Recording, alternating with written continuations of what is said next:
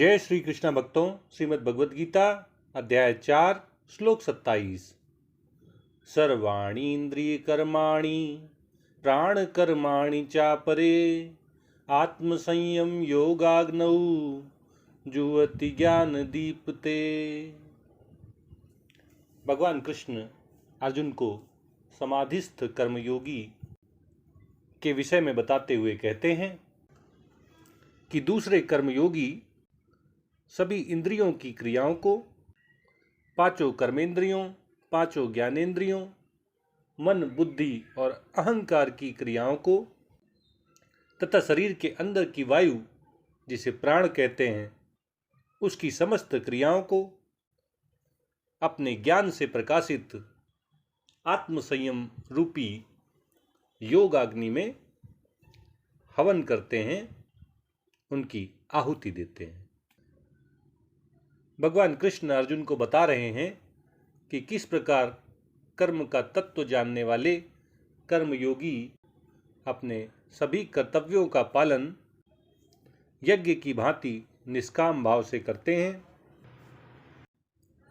अर्जुन को ये बताने के बाद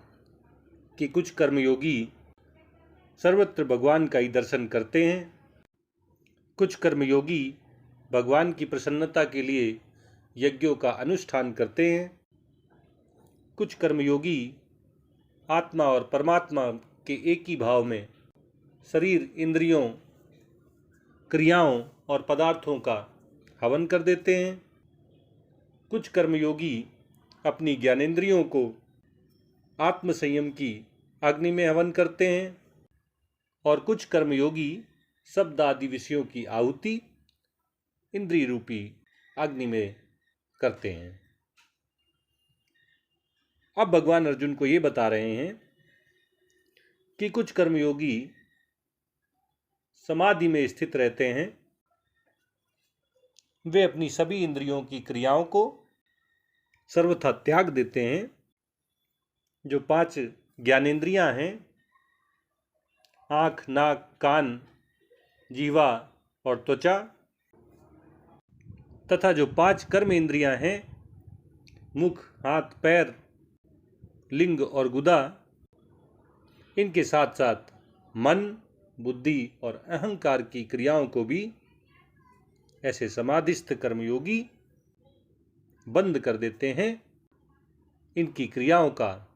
परित्याग कर देते हैं। हमारे शरीर के अंदर जो वायु रहती है,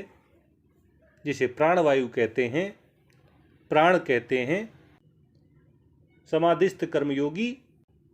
इन प्राणों की भी क्रियाओं का सर्वथा त्याग कर देते हैं, अर्थात प्राणों की गति को भी रोक देते हैं। ऐसे कर्मयोगियों को आत्म तत्व का ज्ञान होता है,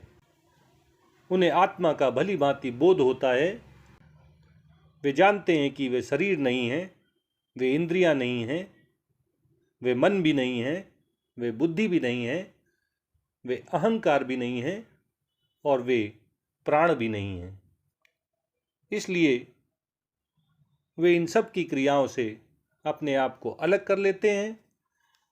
इनकी क्रियाओं को बंद कर देते हैं और आत्मा के ज्ञान तथा परमात्मा के प्रेम रूपी ज्ञान से प्रकाशित आत्मसंयम रूपी योगाग्नि में वे अपनी सभी इंद्रियों की क्रियाओं को